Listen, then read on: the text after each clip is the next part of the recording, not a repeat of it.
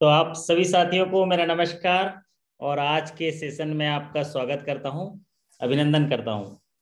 आशा करता हूं कि आप सभी जबरदस्त होंगे और त्योहारों के इस सीरीज के बाद काफ़ी तरोताज़ा होंगे और बहुत सारी जो है बधाइयाँ दिए होंगे हमारे सभी साथियों को, और आपके साथ रहने वाले सभी परिवार के सदस्यों के साथ आप खुशियाँ मनाए होंगे।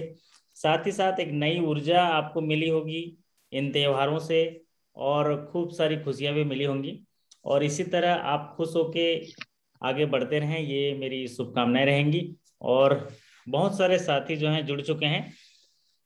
और कैसी चल रही है आपकी तैयारी? चैट बॉक्स का इस्तेमाल करके आप अपना टाइप करिएगा, क्योंकि अभी जो है पूरा पूरा ये जो 3 महीना है, जनवरी तक सारे एग्जाम हो जाने हैं। और नवंबर दिसंबर जनवरी फेस्टिवल सीजन होता है, और फिर उसके बाद अधिक से अधिक डिले होता है तो फरवरी मार्च में फिर एग्जाम नहीं होते हैं। और अगर जनवरी फरवरी तक एग्जाम हो गए तो बहुत ही सकारात्मक दृष्टिकोण होता है। ईसा जी नमस्कार। और we are having only 20 days. Yes, 20 दिन है एग्जाम के लिए। तो तैयारी भी उस हिसाब से आप करते रहिए, और थोड़ा ज़्यादा मेहनत करने की ज़रूरत है, क्योंकि फेस्टिवल में 4-5 दिन आपका जो है चला गया होगा। कोई बात नहीं, आप लोग कर सकते हैं। तो बहुत सारे जो जनरल बैंकिंग के सारे टॉपिक्स हैं वो तो आपके लॉगिन सेक्शन में वीडियोस हैं। अभी मेरा पूरा फोकस रहेगा इंटरनल बैंकिंग का, और जो ऐसा चीज़ जो मैं पढ़ा नहीं पाए हूँ उन चीज़ों पे रहेंगे। तो आप जितने भी जनरल बैंकिंग के आपके रिकॉर्डेड वीडियो हैं उनको आप देख लीजिएगा। और उसके बाद जो नए वीडियोज लाएंगे यहाँ पर, वो वीडियो होंगे जिनका रिकॉर्डिंग अभी हमने नहीं किया है। जैसे इंटरनल बैंकिंग है या कोई नया टर्मिनोलॉजी है। अभी जो संडे को हम आरबीआई के जो नए चेंजेस आए हैं उन पर एक क्लास लेंगे। और आज जो है बहुत ही सरल टॉपिक है, लेकिन इस टॉपिक पे भी 3-4 सवाल जो हैं आते ही हर एग्जाम पर। और आपके बैंकिंग के हिसाब से भी ये काफ़ी महत्वपूर्ण है, इसलिए हम ये सेशन लेके आए हैं। तो मेरी आवाज़ आप तक बढ़िया तरीके से पहुंच रही है? ये विजुअल्स आपको अच्छे तरीके से दिख रहे हैं तो एक थम्स अप कर दीजिए, या चैट बॉक्स में ओके लिख दीजिए। तो मैं ये सेशन शुरुआत करता हूँ, और शानदार तरीके से सरल तरीके से हम लोग सीखते हैं। अगर इनसे जुड़े हुए कोई सवाल आए तो उसको कैसे डील करना है, किस तरह से उनमें निर्णय लेना है। वाह, चलिए बहुत बढ़िया। अभिषेक दास जी, ओके सर, ठीक है बोल रहे हैं। चलिए, तो आज बात करने वाले हैं हम different types of cheque. Cheque के कितने प्रकार के टाइप होते हैं, कैसे कैसे सवाल चेक में आते हैं। क्योंकि ये जो एक पार्ट ऐसा है चेक का जो हर एग्जाम में सवाल आते हैं। आप सभी मेरे से सहमत होंगे कि चेक से जुड़े हुए सवाल सभी प्रमोशन एग्जाम में, चाहे वो किसी भी स्केल का हो, उसमें आने ही आने हैं। इसलिए इस सेशन को जो है ध्यान से आप देखिए, तो आपके सारे क्वेश्चन के जो सवाल हैं वो कवर हो जाएंगे। तो सबसे पहले आइए जानते हैं कि चेक जो है क्या है, व्हाट इज चेक। तो एक चेक जो है, जो चेक का जो परिभाषा है वो निगोशिएबल इंस्ट्रूमेंट एक्ट में है, 1881 में अंडर सेक्शन 6 है। तो चेक के को जो देखिए यहाँ पर जो एक पिक्चर दिखा है, चेक चेक एक रिटन डॉक्यूमेंट है जिससे एक हितग्राही जो है, एक कस्टमर जो है बैंक को ये ऑर्डर करता है कि मेरे खाते से कुछ पैसा जिस पर्सन के नाम में लिखा हूं उसको दे दीजिए, जिसके नाम में चेक इशू किया उसको दे दीजिए। सरल भाषा में इसको समझ लीजिए, जो चेक का पेमेंट आप करते हैं, कि चेक एक ऑर्डर है बैंक को कस्टमर के द्वारा कि जिस व्यक्ति के नाम पे मैंने चेक लिखा है उस व्यक्ति को आप पैसा दे दीजिए, या जैसा भी मैंने चेक लिखा है उसके आधार पर पेमेंट कर दीजिए। तो चेक को इस तरह से समझेंगे हम लोग कि a cheque is a document that orders a bank to pay specific amount of money from person account to the person in whose name the cheque has been issued. ये उसका चेक की परिभाषा है।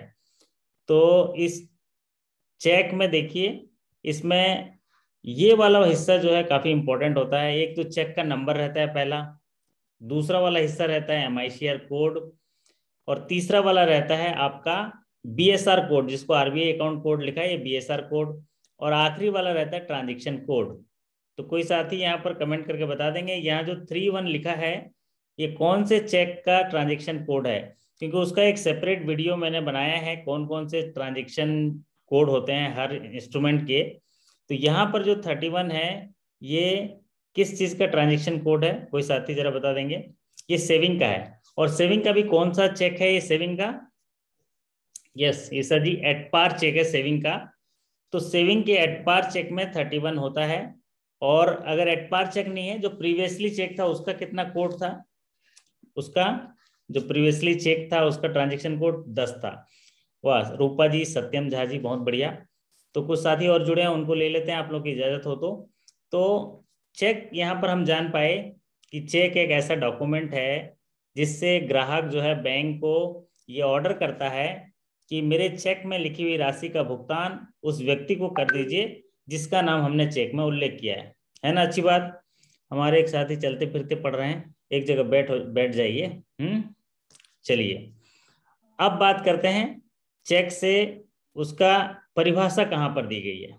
तो चेक की परिभाषा दी गई है निगोशिएबल इंस्ट्रूमेंट एक्ट में। तो निगोशिएबल इंस्ट्रूमेंट एक्ट का भी जो सेशन है बहुत जल्दी लाने वाला हूं, क्योंकि मैंने एनआई एक्ट पे वीडियो नहीं बनाया है। छोटे छोटे मॉक टेस्ट या क्वेश्चंस के वीडियो जरूर बनाए हैं, लेकिन अभी निगोशिएबल इंस्ट्रूमेंट एक्ट के डिटेल वीडियो जो है आपको मिलेंगे। तो यहाँ पर चेक से जुड़े हुए जो डेफिनेशन है, सवाल अगर पूछा गया कि चेक की परिभाषा जो है कहाँ पर डिफाइन की गई है, तो इसका आंसर होगा under section 6 of NIA act 1881। तो निगोशिएबल इंस्ट्रूमेंट एक्ट के सेक्शन 6 में चेक की परिभाषा दी गई है। और एक चेक जो होता है एक बिल ऑफ एक्सचेंज होता है, चेक जो है एक बिल ऑफ एक्सचेंज होता है। तो चेक की परिभाषा ये होती है कि cheque is a bill of exchange drawn on a specified bankers and not expressed to the payable to otherwise than on demand, and it includes the electronic image of the truncated check and check is in electronic form। तो check ऐसा एक bill of exchange है जो एक specified bankers के द्वारा जारी किया गया हो, के पास जारी किया गया हो, और जो एक्सप्रेस डिमांड पर अगर ऑर्डर चेक किया गया हो, पेबल चेक किया गया हो, तो उसको पे किया जाएगा, चाहे वो इलेक्ट्रॉनिक इमेज में हो या इलेक्ट्रॉनिक फॉर्म हो। तो यहाँ पर समझने वाली बात यह है चेक का अगर डेफिनेशन कहाँ पर दिया गया है तो अंडर सेक्शन 6 में दिया गया है। और चेक क्या है? एक ऐसा डॉक्यूमेंट है जहाँ पर कस्टमर जो है बैंक को ऑर्डर देता है कि एक स्पेसिफाइड अमाउंट जो है जिसका चेक में नाम जारी किया गया है उसको भुगतान करने का है। तो याद रख लीजिए under section 6 of negotiable instrument cheque negotiable instrument act 1881 में चेक की परिभाषा दी गई है। चलिए अब बात करते हैं चेक में पार्टी कितने होते हैं, है ना। चेक में कितने पार्टी होते हैं? तो चेक में 3 पार्टी होते हैं। एक होता है ड्रॉयर। ड्रॉयर मतलब चेक लिखने वाला। ड्रॉयर का मतलब होता है आहर्ता। चेक जो ड्रॉयर होता है, जो अकाउंट होल्डर है उसको बोलते हैं ड्रॉयर। यहाँ पर जैसे यहाँ पर प्रीति भारती जी का नाम लिखा है, देखिए यहाँ पर, है ना। तो प्रीति भारती जी यहाँ ड्रॉयर हो जाएंगे। अब ड्रॉई का मतलब होता है the bank where the account is held. जो आपका बैंक है, अगर पंजाब नेशनल बैंक है तो वो ड्रॉई हो जाएगा। अगर कैनरा बैंक का चेक है तो कैनरा बैंक ड्रॉई हो जाएगा। और payee the person being paid to the money, जिसको पैसा दिया जाएगा वो बोलते हैं पेई। तो 3 हिस्से होते हैं चेक के। एक हिस्सा होता है ड्रॉयर, चेक लिखने वाला या जिसका खाता डेबिट होने वाला है। और एक ड्रॉई जो बैंक है उसको ड्रॉई कहते हैं। और एक पेई the person being paid the money, जिस व्यक्ति को पैसे दिए जाएंगे वो हो जाएगा पेई। तो ये 3 पार्ट हैं चेक में। अगला मुख्य कुछ एडिशनल इंफॉर्मेशन होते हैं चेक में। तो एडिशनल इंफॉर्मेशन मतलब डेट होते हैं। तो डेट डाले जाते हैं चेक में क्योंकि चेक की वैल्यू होगी डेट से। फिर उसके बाद अमाउंट इन वर्ड्स डाले जाएंगे, अमाउंट्स इन फिगर डाले जाएंगे, चेक का नंबर होगा, पेई का नाम होगा, सिग्नेचर होंगे, अकाउंट नंबर होगा, ब्रांच का कोड होगा।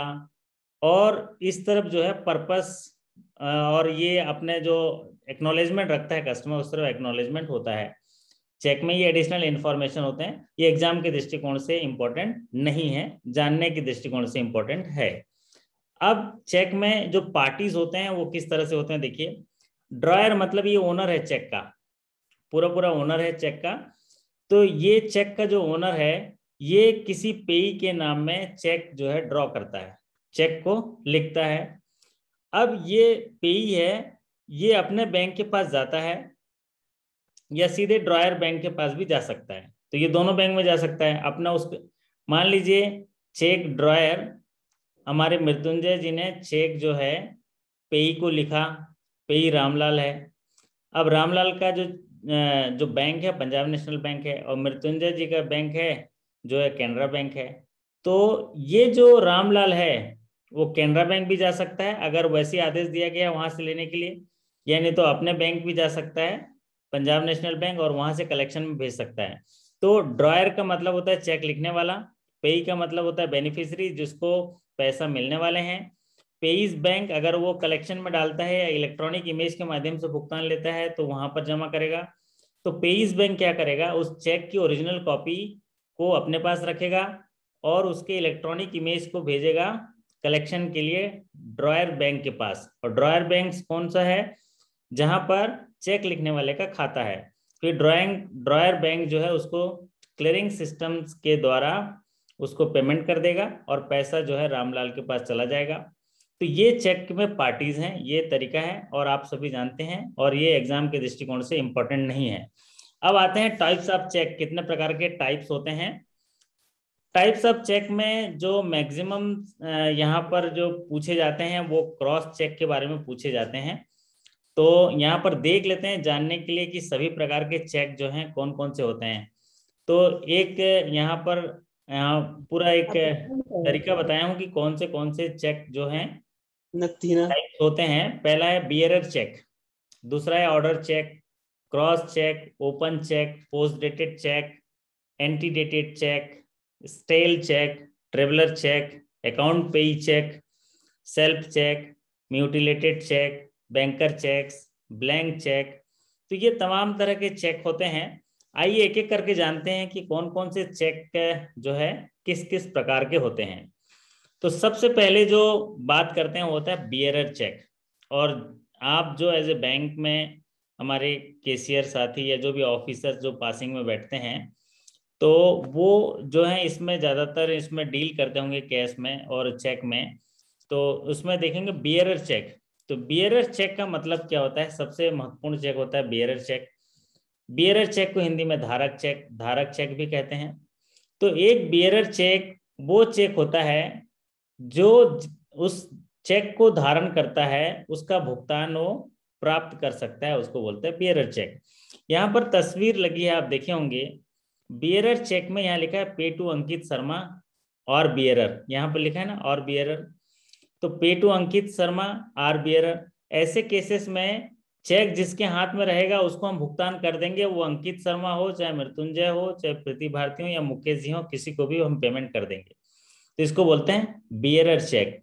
तो बियरर चेक को समझने के लिए क्या है, जिसके हाथ में वो बियरर है चेक, बियरर है जो, उसको भुगतान कर देंगे। तो bearer cheque is the type of cheque that allows the person bearing और carrying the cheque to the bank to receive the payment specified on the cheque. तो वो चेक जो धारक लेके बैंक में आता है, जिसके हाथ में वो है और वो भुगतान लेने शाखा में आता है, तो उसको हम भुगतान कर दिए जाएंगे। ऐसे चेक को क्या बोलते हैं, बियरर चेक बोलते हैं। और ऐसे चेक में उनके नाम के आगे बियरर लिखा होता है। जैसे यहाँ पर देखिए पे टू मिस्टर अंकित शर्मा और यहाँ पर बियरर लिखा है। तो these cheques have the words or bearer printed in front of the name or payee. तो ये जो नेम है उसके पेई के उसमें बियरर लिखा होगा। अगला है कि it means that the amount of cheque issued can either be receive by the payee और बियरर। तो या तो पेई को मिलेगा जो अंकित शर्मा जी है, या बियरर जिसके हाथ में है उसको दे दिया जाएगा और बैंक अपने उत्तरदायित्व से मुक्त हो जाएगा। चलिए अब बात करते हैं, अगला चेक होता है ऑर्डर चेक। ऑर्डर चेक, तो ऑर्डर चेक पहले हम पढ़े थे बियरर चेक, अब पढ़ लेते हैं ऑर्डर चेक। ऑर्डर चेक में क्या है, जो वहां पर बियरर लिखा हुआ था अगर बियरर को कैंसिल कर दिया जाए तो वो क्या हो जाएगा, ऑर्डर हो जाएगा। देखिए हमने क्या किया था, यहाँ पर बियरर चेक पढ़ा था, तो यहाँ पर एक बियरर था, यहाँ पर बियरर था। तो बियरर चेक का मतलब क्या है, जिसके हाथ में हो, जो धारक है, उसको भुगतान कर देंगे। यहाँ पर नाम क्या आ गया, आर बियरर आ गया। और अगला जो चेक है वो है ऑर्डर चेक। तो ऑर्डर चेक में अगर बियरर कैंसिल है तो उसको वो ऑर्डर चेक बन जाता है। तो order cheque is that only the individual whose name is mention as the payee can receive the specified sum of money. तो बियरर चेक का मतलब ये होता है कि ऑर्डर चेक का मतलब होता है कि जिसके नाम पर ये लिखा हुआ है वो जो है ये अमाउंट को प्राप्त करेगा। कौन करेगा, मिस्टर अंकित शर्मा, क्योंकि यहाँ पर बियरर को काट दिया गया है। और बियरर में क्या था, या तो अंकित शर्मा जी ले सकते थे या कोई भी धारक जो भी कैरी कर रहा है वो पैसा ले जाएगा। और ऑर्डर चेक में क्या हो गया, ये बियरर कैंसिल हो गया, तो अब किसको हम देंगे, मिस्टर अंकित शर्मा जी को ये पेमेंट कर देंगे। इसको बोलते हैं ऑर्डर चेक। और इस ऑर्डर चेक का पेमेंट करते समय बैंक जो है उसका वेरिफिकेशन आइडेंटिटी करने की जरूरत नहीं है, उसको पेमेंट कर देगा, है ना। तो order cheque is that only the individual whose name is mentioned as the payee can receive the specified sum of money, जिसके नाम में लिखा है उसको पेमेंट हो जाएगा।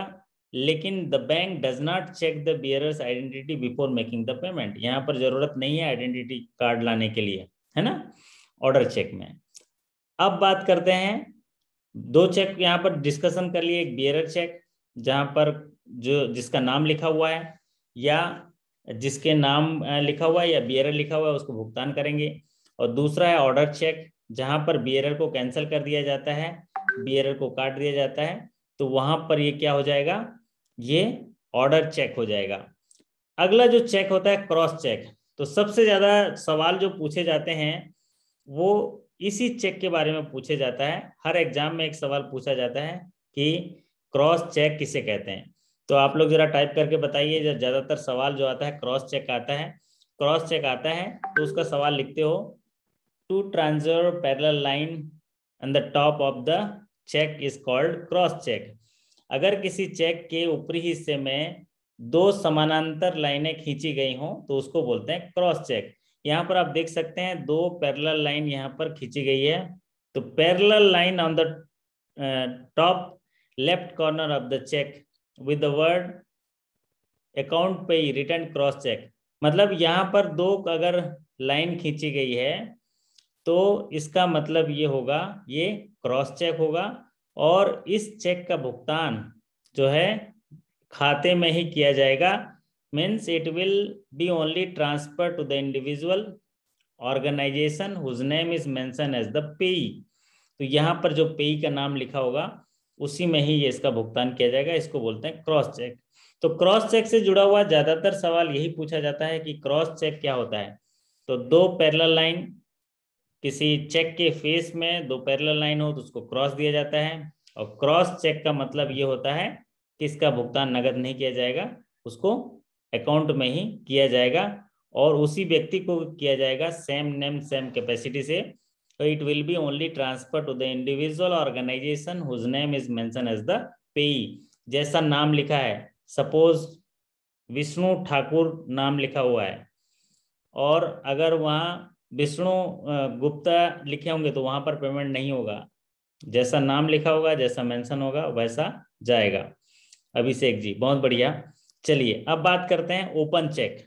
एक अभी हमने बात किया किस पर, जो क्रॉस चेक पर बात किया। अब आता है ओपन चेक।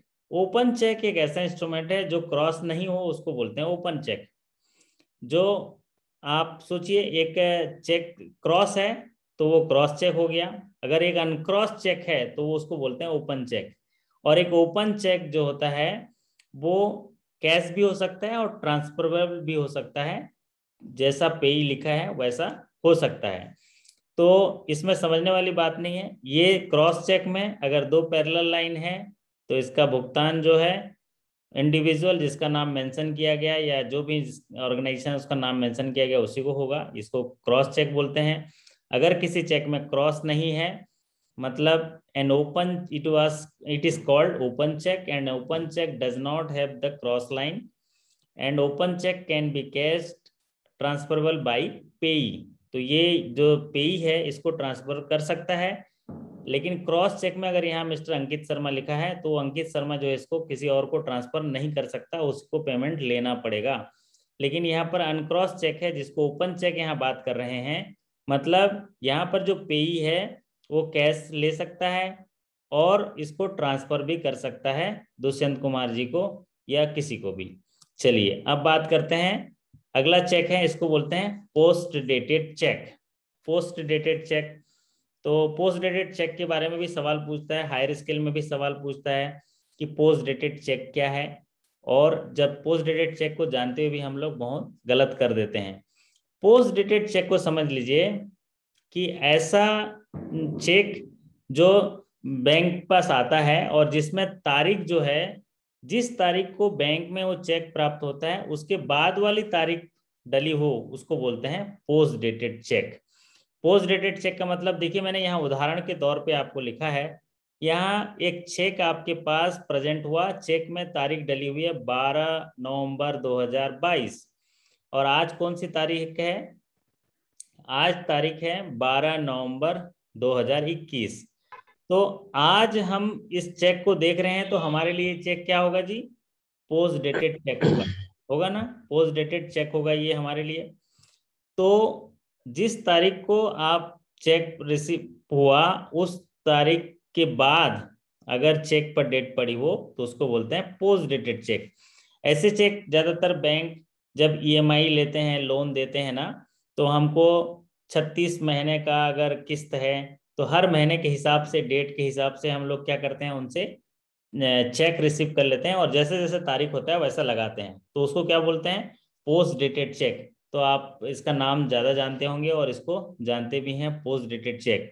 तो पोस्ट डेटेड चेक क्या है, इस चेक को समझ लीजिए, इस चेक में तारीख पड़ी है 12/11/2022 का, तो ये हमारे लिए पोस्ट डेटेड चेक हो गया, क्योंकि आज हम इस चेक को पढ़ रहे हैं और आज पढ़ते समय इस चेक पर लिखी हुई तारीख आज के बाद की है। ठीक है, ठीक है जी मृत्युंजय जी, चलिए बढ़िया, मच्छरदानी लगा लिए, चलो बढ़िया। अब क्या होता है अच्छा ठीक है ठीक है, हाँ स्वस्थ रहना भी जरूरी है ना, मच्छर परेशान करे। तो यहाँ पर 12 नवंबर, कल अगर मान लीजिए आज की तारीख है 12 नवंबर 2021 और 15 नवंबर का 2021 का कोई डेट हुआ चेक मिलता है, उसको भी पोस्ट डेटेड चेक ही बोला जाएगा। तो सीधे शब्दों में, a post dated cheque bears a date later than the date it was issued on. जिस तारीख को चेक इशू किया गया हो और उसमें लिखी हुई तारीख उस इशू तारीख से बाद में पड़ी हो, उसको बोलते हैं पोस्ट डेटेड चेक।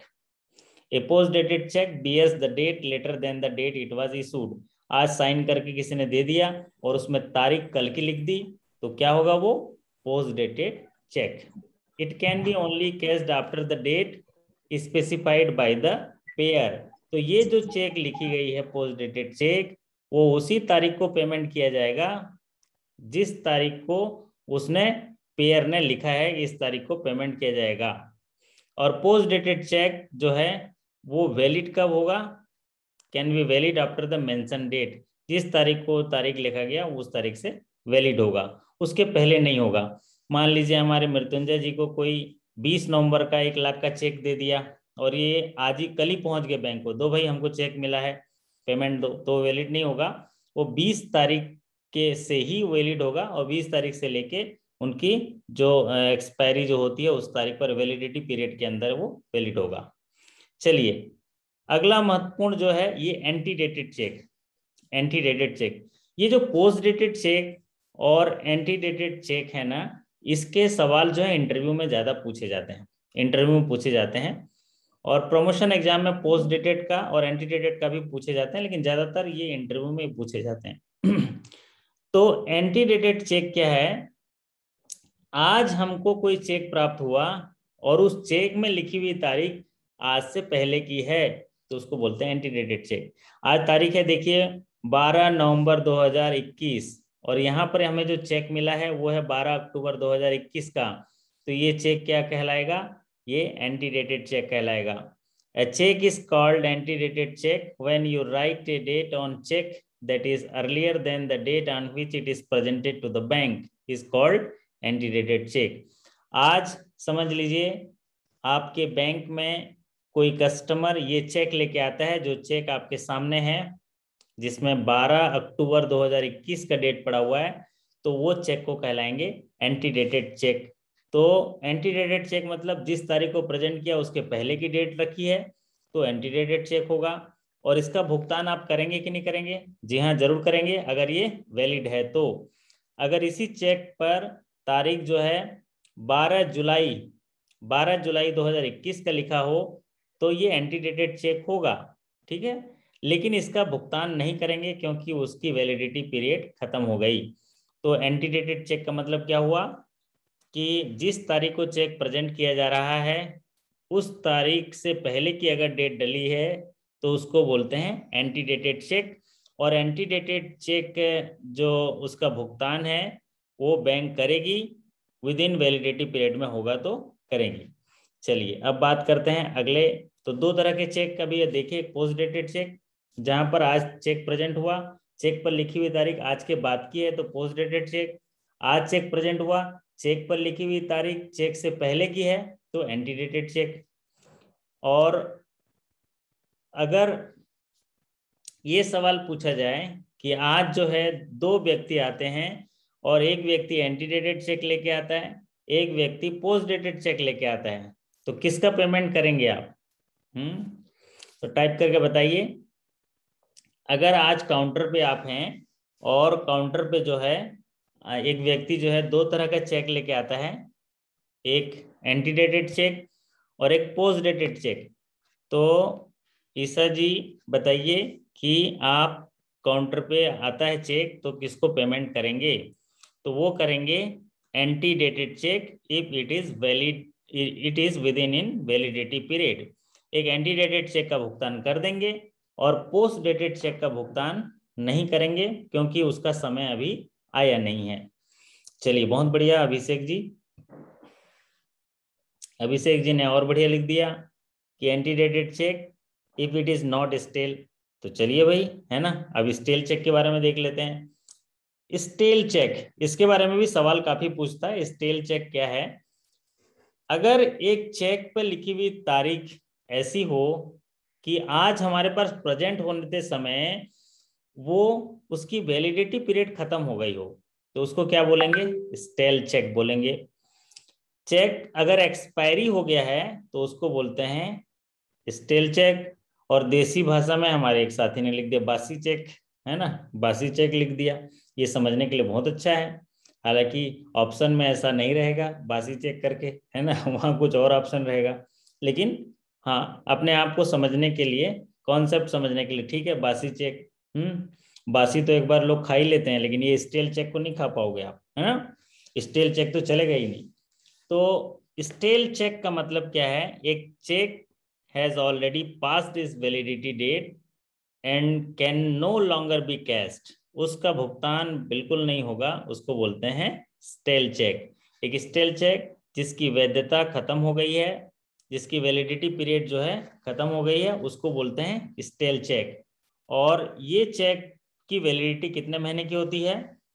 एक चेक की वैलिडिटी होती है, a cheque is consider valid up to 3 months from its issue date. एक चेक की वैलिडिटी होती है 3 months। एक समय था हर एग्जाम में यही सवाल पूछता था कि चेक की वैलिडिटी, 4 या 5 साल पहले की बात है, चेक की वैलिडिटी कितना है? 3 महीना, 3 महीना, ये पूरे एग्जाम्स में आता था। लेकिन अभी सवाल नहीं आ रहा है। स्टेल चेक के बारे में कभी सवाल पूछ लेता है कि स्टेल चेक किसे कहा जाता है, तो स्टेल चेक के लिए लैंग्वेज बिल्कुल क्लियर है। Stale cheque has already passed, एक चेक जो एक्सपायरी हो गया है, वैलिडिटी पीरियड चला गया है, उसको बोलते हैं स्टेल चेक। कई बार इस तरह के सवाल पूछ लेता है कि स्टेल चेक प्रेजेंट होता है तो आप भुगतान करेंगे कि नहीं करेंगे? तो कई ऑप्शन दिए रहते हैं, नहीं भुगतान नहीं करेंगे, नहीं भुगतान कर देंगे, नहीं हेड ऑफिस से पूछ के भुगतान कर देंगे, नहीं कस्टमर से एक अलग से एप्लीकेशन लेके कर देंगे। तो इस तरह की चीजें आती हैं।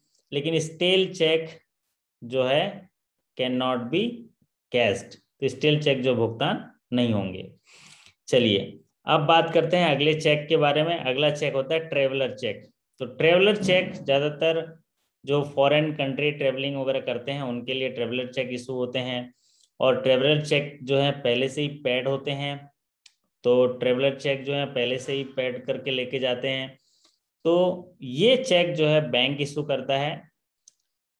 Traveller cheque can be cashed by the payee at another bank in another country. तो दूसरे कंट्री के दूसरे बैंक से भी ये इसका पेमेंट हो जाता है और उनके करेंसी में पेमेंट हो जाता है, इसको बोलते हैं ट्रेवलर चेक। तो देखिएगा जैसे विदेश जाते हैं, ज़्यादा पैसा लेके जाना है तो ट्रेवलर चेक के माध्यम से लेके जाते हैं। यहाँ पैसा पेड करते हैं इंडियन करेंसी से, बाहर जो है डॉलर में ले लेते हैं, तो इसको बोलते हैं ट्रेवलर चेक। तो इसीलिए इनकी वैलिडिटी जो है 3 मंथ्स वगैरह नहीं होती है तो चेक, लेकिन इनकी वैलिडिटी नहीं होती है, ये वैलिड रहते हैं। मान लीजिए 6 महीने बाद भी आएंगे तो ये आपको इनकेस हो जाएंगे। तो traveller cheque has no validity, तो इनकी वैलिडिटी नहीं होती है ना। अब अगला बात करते हैं सेल्फ चेक। सेल्फ चेक क्या होता है? कई सारे साथी अभी भी सवाल पूछते हैं सेल्फ चेक के बारे में, और कई लिटिगेशन होता है और चीजें जब कहीं प्रॉब्लम में फंसता है तो ऐसी दिक्कत आती है। सेल्फ चेक का मतलब ये क्लियर है कि सेल्फ चेक में पेई तभी वहां पर इसका इस्तेमाल करता है जब वो पैसा खुद विड्रॉ करने आता है। तो सेल्फ चेक जहां पर सेल्फ लिखा होता है, it means the issuer wants to withdraw money from his bank account. तो जो चेक इशू किया है वो इस चेक का इस्तेमाल अपने नगद पैसे की निकासी के लिए इस्तेमाल कर रहा है या अपने खुद के यूज के लिए कर रहा है, तो उसको बोलते हैं सेल्फ चेक। तो सेल्फ चेक जहां पर देखे होंगे, एक यहाँ पर चेक दिखा है, हमने सेल्फ लिखा है, तो यहाँ पर होगा सेल्फ चेक। सेल्फ चेक का मतलब कि it is used by the user to withdraw money from his bank account. तो ये सेल्फ चेक हो गया। अगला चेक होगा एक ब्लैंक चेक। तो ब्लैंक चेक ये हुई ना, मतलब ब्लैंक चेक दे दिया यार मैंने, है ना, या मुझे ब्लैंक चेक मिल गया मैं तो मालामाल हो गया, ये बात सुना होगा आपने। तो ब्लैंक चेक का मतलब होता है ये जो पीछे मैंने एक स्टेट बैंक का नमूना दिखाया है चेक का, ये ब्लैंक चेक है। यहाँ पर एक हमारे बड़े भाई जो हैं यहाँ पर साइन करके चेक दे दिया, है ना। ठीक है दुष्यंत जी, यहाँ पर देखिए इन्होंने क्या किया, साइन करके चेक दे दिया, और ये साइन करके दे दिया, लेकिन देखिए कोई भी चीज लिखी नहीं गई है, ना डेट लिखी गई है, ना अमाउंट लिखी गई है, और ना ही कहीं कुछ लिखा गया है। तो इसको बोलते हैं ब्लैंक चेक। मतलब ये बिल्कुल हाई रिस्क वाला चेक है। अगर ये चेक आपको दिया है और आपसे कहीं खो गया तो जिसको मिला वो पैसा निकाल सकता है। तो blank cheque is the one that has the sign of the issuer and no other details are filled in, उसको बोलते हैं blank cheque. Blank cheque sign करके दे दिया भाई, है ना, उसके बाद उसमें सब चीज आप भर लो, नाम भर लो, अमाउंट भर लो, तो उसको बोलते हैं ब्लैंक चेक। तो blank check पजेज high risk. Blank cheque जो है हाई रिस्क ही होता है, क्योंकि अगर ये किसी दूसरे को भी मिल गया, किसी को भी मिल गया, तो इसको वो कंप्लीट कर सकता है। एक होता है इंचोट चेक, जिसके बारे में सवाल पूछा जाता है। इंचोट चेक्स के बारे में सवाल भी पूछा जाता है। तो इंचोट चेक्स जो होते हैं वो इनकम्प्लीट चेक होते हैं। अगर एक चेक में इनकम्प्लीट है, अर्धलिखित है, तो उसको बोलते हैं इंचोट चेक्स। तो उसको जो है मैं यहाँ पर स्लाइड में नहीं लिख पाया। तो इनकम्प्लीट चेक मीन्स इंचोट चेक्स, ये आप देख लीजिएगा। ज्यादातर सवाल उसके लिए भी पूछा जाता है कि इंचोट चेक जो होता है क्या होता है। तो a cheque which is incomplete is called inchoate cheques. तो चलिए अब बात करते हैं एक account payee check. Account payee check जो होता है इस टाइप का चेक होता है जो उस चेक पे जो नाम लिखा गया है उसके अकाउंट में ही होगा, जिसको क्रॉस चेक भी कहते हैं, लेकिन टाइप ऑफ तो है अकाउंट पेई चेक। तो अगर किसी क्रॉस के जो पैरेलल ट्रांजेक्ट लाइन रहती है उसके बीच में अकाउंट पेई ओनली लिख दिया जाता है तो अकाउंट पेई चेक होते हैं। तो it can not be endorse to anyone, इसका मतलब है कि ये इंडोर्स नहीं किया जा सकता। अगर अकाउंट पेई चेक इशू किया गया है तो मीन्स अंकित शर्मा जी के नाम से इशू किया गया है, तो अंकित शर्मा जी के खाते में ही ये चेक जमा होगा। It can not be endorse to anyone else, ये इंडोर्स नहीं किया जाएगा। तो an account payee cheque is the type of cheque which can be deposited in the account of the payee. तो जो पेई है, चेक के 3 हिस्से होते हैं। एक पेई होता है जहां पर ये देखिए यहाँ अंकित शर्मा लिखा गया पेई है, और एक होता है ड्रॉयर जो चेक लिखने वाला या चेक साइन करने वाला, और एक होता है आपका ड्रॉई जो चेक पेमेंट करता है, जिसको बैंक बोलते हैं, है ना, तो उसको बोलते हैं ड्रॉई। तो ये तीन हिस्से होते हैं, अकाउंट पेई चेक। तो अकाउंट पेई चेक का जो भुगतान है खाते में ही होगा। इसमें एक सवाल और पूछता है जो इंडोर्समेंट क्या है। तो इंडोर्समेंट के बारे में आप लोग देख लीजिएगा, सिंपल सा है, किसी चेक के पीछे अगर एक हितग्राही इस उद्देश्य से अपना दस्तखत कर दे कि चेक की राशि का भुगतान किसी अन्य को कर दिया जाए या उसका नाम लिख दिया जाए, तो उसको बोलते हैं इंडोर्समेंट। किसी चेक के पिछले हिस्से में अगर पेई द्वारा यह दस्तखत कर दिया जाए कि इस चेक का भुगतान जो है किसी अन्य को कर दिया जाए, तो उसको बोलते हैं इंडोर्समेंट। तो ये सवाल भी पूछा जाता है। और जो एक सवाल पूछा जाता है, ज्यादातर सवाल पूछा जाता है, वो मटेरियल अल्ट्रेशन का है। तो उस मटेरियल अल्ट्रेशन किसे कहते हैं?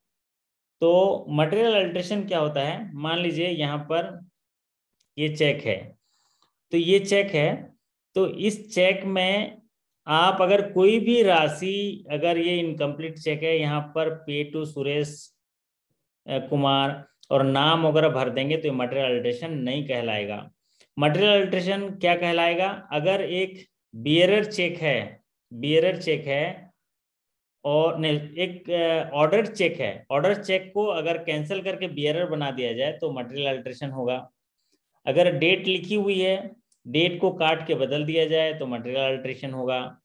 कहीं पर कटिंग कर दी जाए तो मटेरियल अल्ट्रेशन होगा। तो इसमें एक ही चीज मटेरियल अल्ट्रेशन में इंपॉर्टेंट होती हैं, वो पूछता है निम्नलिखित में से कौन सा मटेरियल अल्ट्रेशन है, किसी चेक का मटेरियल अल्ट्रेशन है। तो उसमें ये कॉमन जो ज्यादातर सवाल पूछता है यही कि निम्नलिखित में से कौन मटेरियल अल्ट्रेशन है। तो मटेरियल अल्ट्रेशन कौन सा है? एक ऑर्डर्ड चेक है, उसको अगर बियरर चेक बना दिया जाए तो उसको बोलते हैं मटेरियल अल्ट्रेशन।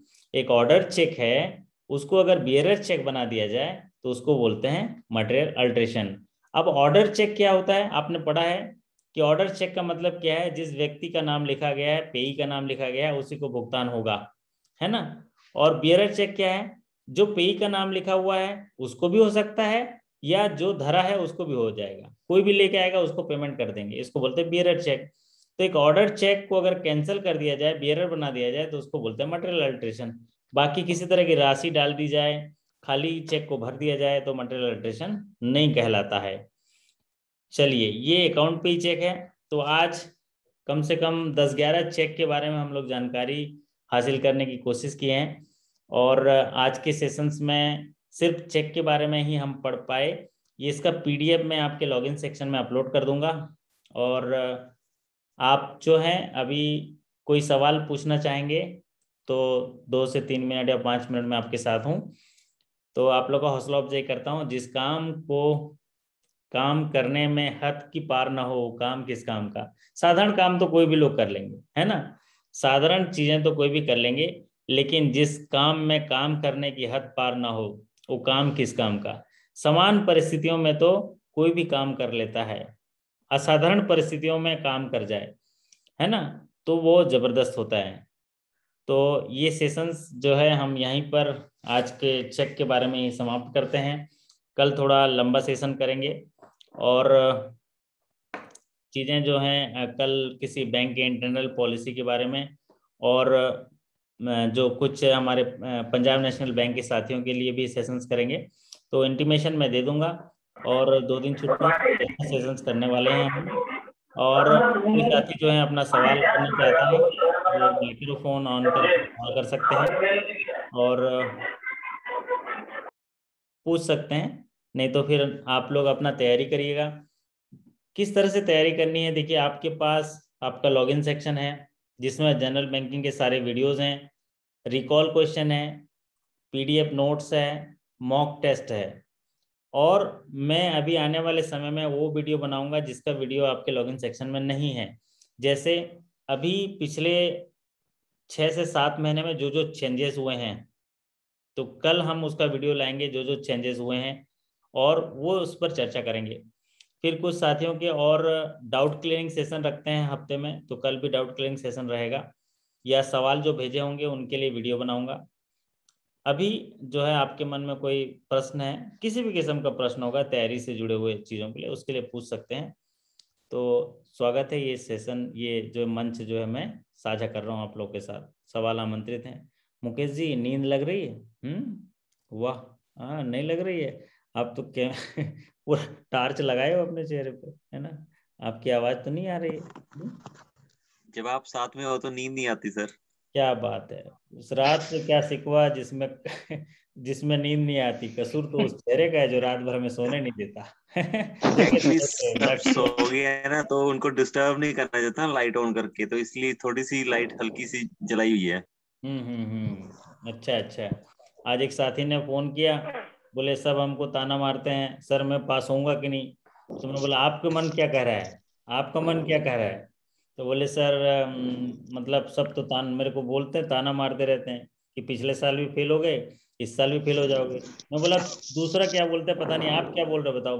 आपको देख के लगता है सर हो जाएगा। मैंने कहा फिर पहले खुद डिसाइड करो कि होगा कि नहीं होगा।